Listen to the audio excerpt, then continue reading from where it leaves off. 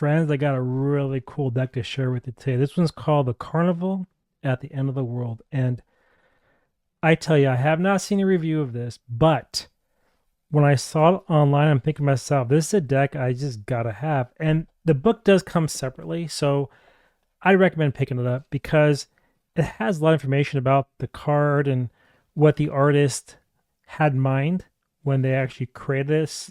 I don't remember what it was cost for the book, but get it. All right. Definitely get it. Now, the deck is just a typical box, right? Nothing special about it. And it has like this old fashioned, I don't know if you were a smoker in the past, but like a cigarette band, and you should be able just to kind of rub your finger on it and pull it right off, but it's not working. There it goes.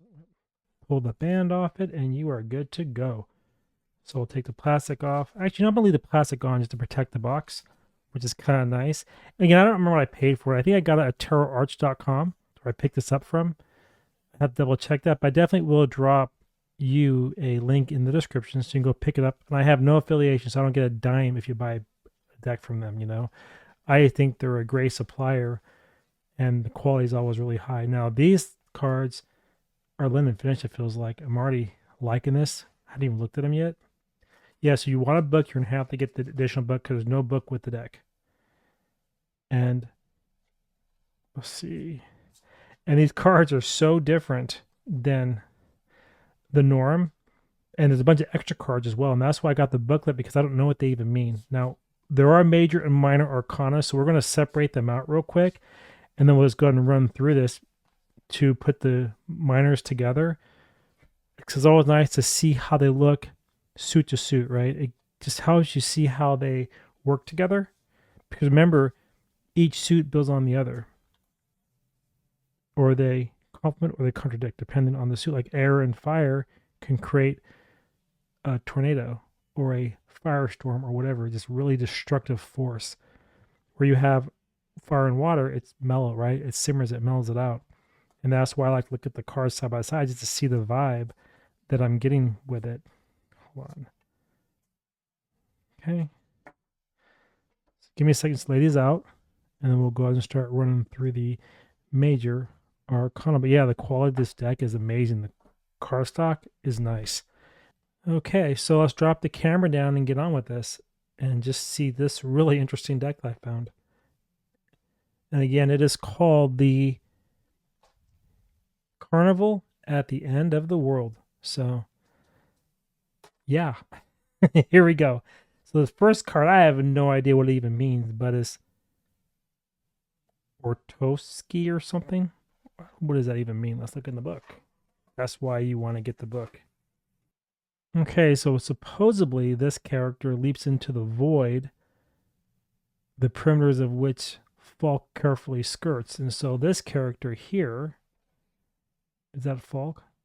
The good Dr. Falk, yeah, so that's him. Reminds you of that character off of that one show. I can't remember the name of it, but the mouth. It was on Netflix. I can't remember the name, but it was that one where they had this last season just came out and they were like in this alternative world and this creature was chasing them. It was reminded me of that. It was pretty interesting, pretty wild. Anyway, this guy continues says that some things cannot be known or apprehended by any other method but immersion. Some things are not thinkable, yet are perceptible. Some things are never spoken of or seen, and there is a submersive black hole at the center of every galaxy. So this person stands for ready and restful all at once, a head full of memories and precognitions that mingle indiscriminately. So I guess this person kind of goes with the flow and doesn't sweat things, just goes into the void and just makes everything work. Kind of like the Fool, I'm thinking. So these are all of the additional cards. And what do they call it? The Insubordinate Arcana. So it's like a secondary set or something. Okay, so is that the first card? I think I'm missing a card, or I may have packaged it in here and not pulled it out. Madame Luna. No, there he is. Dr. Falk. I'm out of order. The Tempest. The Deluge. The Inferno. Remember I said earlier about air and fire? Just makes things ablaze. Now we go into the Major Arcana, with the Fool, and you have a monkey instead of a dog. But you're hanging all these different symbols on the back of it. They kind of remind me of a little bit of voodoo, those voodoo dolls. The Magician. That's wild. I mean, TV, right? Tell a vision. Whose vision? Whoever's producing it.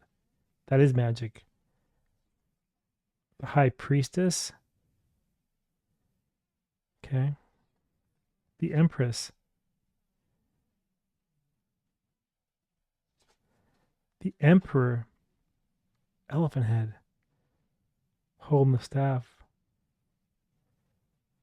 That's weird. The Hierophant. And look at the people's heads down here. That's almost reminds me of death. But he's the Hierophant. So what is it? The giver and bringer of life? Or the giver and taker of life? But the book on the ground too, so it's all about knowledge. Huh. The Lovers. Two become one. Is that what that's about? The Chariot. God, this is wild. Strength. This deck is so cool. I'd probably keep it just as a collectible for art. I mean, you can see these cards in a frame on a wall. They're beautiful. Really well done. The Hermit. Wheel of Fortune. Oh, that's a little eerie. Justice. That's that Egyptian vibe to it. There's means to have a deck that's based off the Egyptian tarot, and these symbols come quite a bit. It also has Kabbalah intertwined with it, and so these are pretty known characters in that way of reading cards. Is that a heart? What is that? Looks like, or a vessel or something. It's something. Heart, vessel, I don't know, but it's something. And then food on this scale here, I think. Or a feather? I think it's a feather. I thought it was a fish, but it's a feather. Okay. The Hangman. Huh. The owl, all wise owl. Like forcing you into a different reality. That's what it feels like to me. There's your death card. Oh, that's cool. Temperance.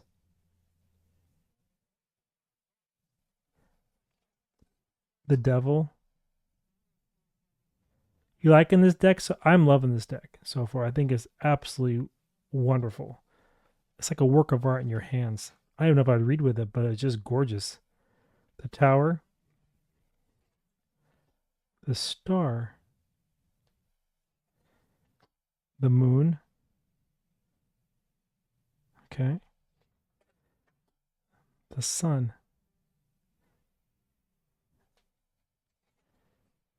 The Last Judgment. It's like a little devil or something yelling at everybody. The Sword. It's almost like the media, you know, you have to make your mind up. What are you going to do? This is your last call. Are you going to finally stand up? Or are you going to continue to follow these fools to your own peril? That's the vibe I'm getting with this card when I look at it. And then the World. The World is definitely magic. That's for sure. And you notice too, there's no numbers on the cards. So I wouldn't use numerology per se with the major arcanas. Okay, so now we're going to go to the minors. But yeah, no, it's just beautiful. And the back of the cards too. Probably should have showed that first, but they're really nice. So they can be read either way. Right? I probably wouldn't though with this deck. I'd probably only read them upright, I would think. Just because of the artwork and the way it is, I don't think I'd read it reverse. And again, too, a lot of times with the reversals, you know, it depends on your spread you're using. That's why I'm a proponent of always picking a spread, because the spread position dictates what the card implies. So even though it's upright, it could have a reverse meaning, right? So keep that in mind. And that's why I think that using spreads are important. So whenever in my practice, if you ever book a reading from me, I'm going to do a spread for you. I use intuition as well, but I'm going to pick a spread because it helps us really ground and guide us through the reading. And if you are interested in me doing a reading for you, based on what you've seen here, some of the readings I've done, I have one called the first look. And what that means is it's a diagnostic reading. You pay what you want or you don't pay at all. It's your choice. But you get this one question. It's a pretty specific question. So really think about what that question is. Wouldn't it be something like, show me the forecast for the year? No, it's a very focused spread just to show you how I read to see if you'd want to do more readings with me. It's called the first look. Go to wordwithatwist.com, book a reading, and check that out. Again, it's free or paid. You decide what you want to do. So now we're looking at the minors, and these are cool as hell. You have Pentacles, Sword. I love the sword. His head through the sword. Man, that is so deep. You have the Cups. Fish also means wealth, but it's like emotional stability. The Bees, life, butterfly, transformation. And you have the Wands, which is your fire. So it's fire, water, air, and earth. You really can feel that. Now, you don't get the air here, but you get the mind here, thinking.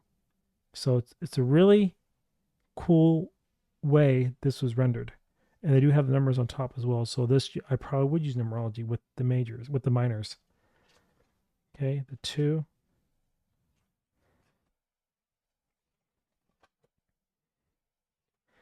See, normally this is all around a deadlock. And it's almost like he's stuck on a tree. But the question is why? It's like Clown World or something. The 2 of Cups. Mysteries hidden. The 2 of Wands.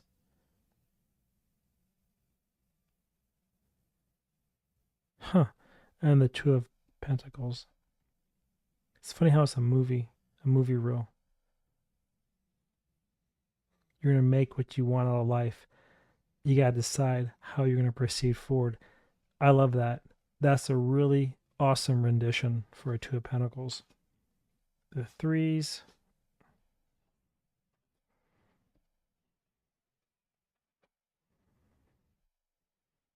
This is supposed to be the 3 of Swords. And it's the head is in the middle with all the arrows through it. That's actually very accurate because I've said it time and time again. The 3 of Swords is not so much heartbreak. It's your mind is so jacked that it breaks your heart. And that's why you're seeing the head attacked in the center of the frame, which is the heart in a sense, right? So I believe this is a very accurate rendition of the 3 of Swords. Now I'm kind of curious what their take is on it. Let's go to the book here. It says here that piercing words, pain and grief, all around you is strife, quarrel and attack, the isolation, the loneliness, the trauma of being ganged up upon. Yeah, it's so true. You feel you cannot endure it, but you join the ranks of the walking wounded in the abandoned. Sorry, it's kind of broken up the text, so abandoning, it continues on. In abandoning the sight of your sorrows, are able to recover after you put some distance between you and the source of your injury. Yep, that's how you heal. You got to get away from it. Put your boundaries up. Okay, next is 4. Huh.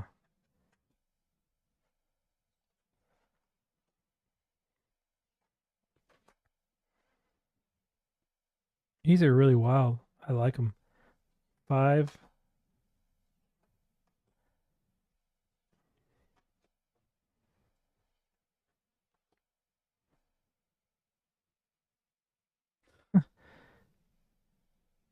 You can feel the activeness in that card. Standing on fire, fire all around, smoking, you're ablaze. That's your desire, right? Your path, you're just lit up, ready to go. The Cups is like you're being constrained here by the snake that's holding you back. I'm not going off right away here. I'm just going off what the cards look like to me. This is the swords, the five of swords. He looks sad, right? He has stability, but he has the potential in his hand. What is he going to do with it? It's going to impact his mind. And you see the snake trying to go up around that opportunity so it doesn't act quickly. It can end in a very bad way. Then you have the Five of Pentacles here. It's funny how the animal makes the human the slave. And all the rats and mice, what do rats do? They eat things, they destroy things, they take things away, they take away everything you worked for. These are very good renditions of what these cards mean, but you got to open your mind up a little bit, right? Don't look at them for face value, but you understand the number, you understand what the suit means. The picture really brings it to life. This would be a fun deck to read with. I'm probably going to do political or current events with this deck. Sixes. Remember, sixes are usually harmony or balance of some type or peace. That's wild. All right, I'll leave it there. That's really wild. I don't even know what I'm feeling about that card. Nothing negative. It just is so different. You know, you have food in one hand, you have the wand in the other. You got a bunch of wands laying on the ground, and you have the Six of Cups here. This is a really interesting way they did the six. The sevens, juggling. Make a decision. Did you juggle it enough? Is that what it is? The Seven of Swords. What does it say on there?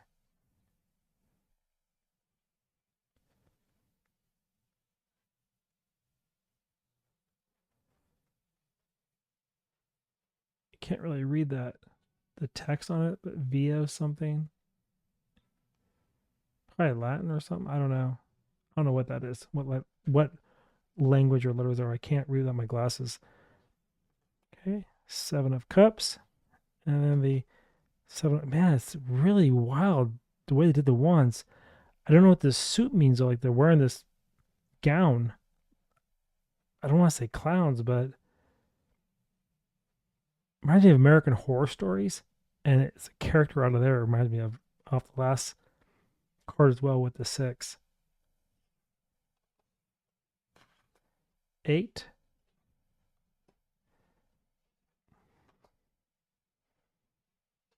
I'm gonna have to read the book to understand some of these cards more because they're really out there. They're different, but in a good way. See, the Eight of Wands, that's usually bringing a message to you pretty quick, or a communication or something coming at you fast and hard. But I don't feel that here. The Eight of Cups, one hand, the rest on the ground. Blue is very emotional though too, so a highly emotional card. This is an air card. This is the sword, which is arrows, and the mailman's being shot. And yet this seagull, I think it is, holding the letter. And then of course the Eight of Pentacles. The nine. These are, what are your thoughts? Do you like this? Would you buy this deck? Do you like it? Do you think it's cool? What are your thoughts on it? Personally, for me, I'm actually enjoying it. I think it's great. It's so different. It's like nothing I've ever seen before. And I have a lot of decks. This is definitely unique. 10. See, here's that character again. 10 of Swords. He's in cement. It's like, you know, what the mafia says, cement boots on, down you go. You're going to rock bottom, you like it or not. It can't get any worse than this. And that you can feel in that card. The Ten of Cups. Party. The Ten of Wands. And then the Ten of Pentacles. Very happy looking card. Now we're going to go to the Quark cards.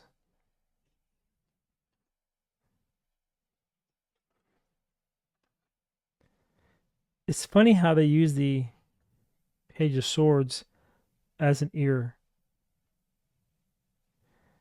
because the sword's about the mind and communication, hears everything, acts to it, or reacts to it. Probably a better way of saying it, versus act is more reacting because the pages are immature. Page of Cups,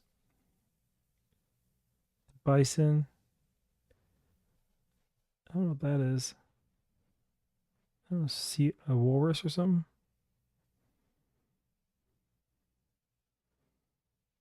Not too sure. Basket of food. Okay, next card is the Knights. That's ridiculous. Oh my god, Humpty Dumpty. I feel that. I'm not gonna get political right now, but I definitely feel that. Humpty Dumpty, look who it is. That's a really interesting take. That's cool too. Imagine Running Man or something.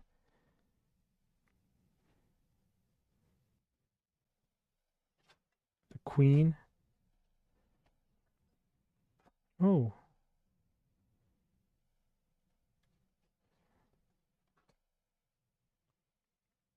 So maybe the cups is around like Antarctica kind of vibe. It was the polar bear in the last card. Snow, ice, cold, maybe.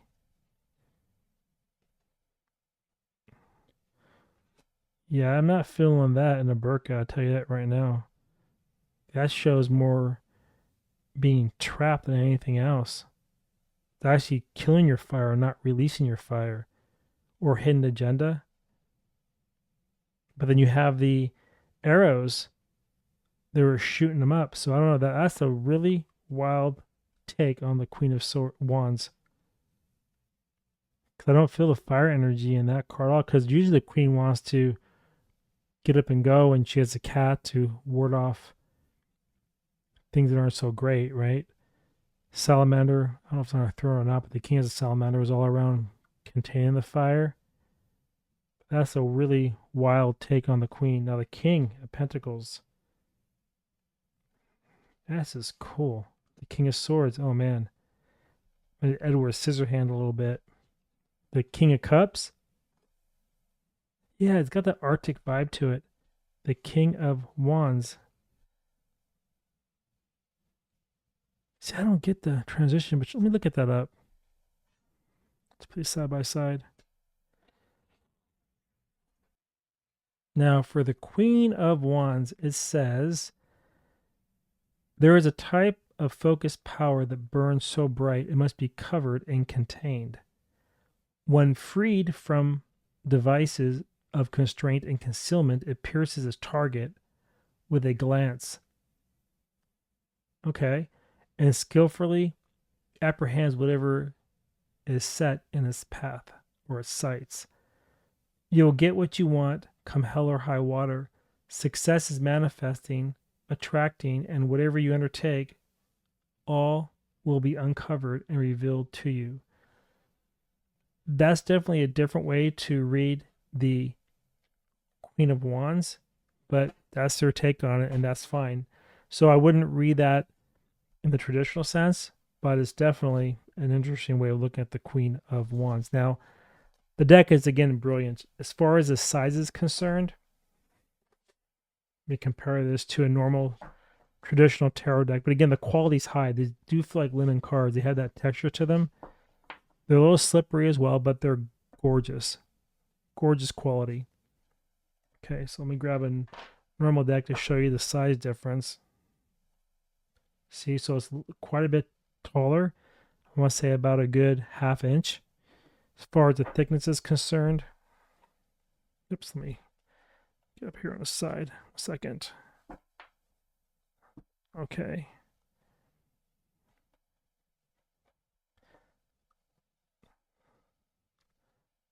About the same, but these are much better quality cards than these cards. All right. How do they shuffle? Just for the heck of it, let's find out.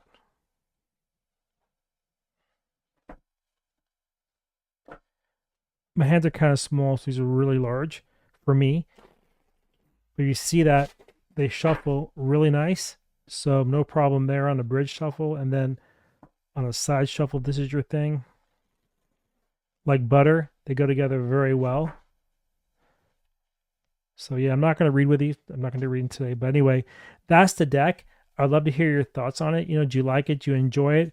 And for more of my reviews, head over to wordswithatwist.com and sign up for my newsletter or become a member, because you'll get insights like this, but also written with extra PDFs and spreads, tutorials, and so forth I don't offer on YouTube. And the membership is free or paid. That's your choice. Anyway, let me know what you think about this deck. Did you like the review? I liked the review. And my recommendation, I would say buy it. But I would also get the book, because I think that the book is something you're going to need if you want to have a meaning of what this artist says that this deck is all about. So again, this is the Carnival at the End of the World. And until next time, I want to see you in my next review. All right. Bye, everybody.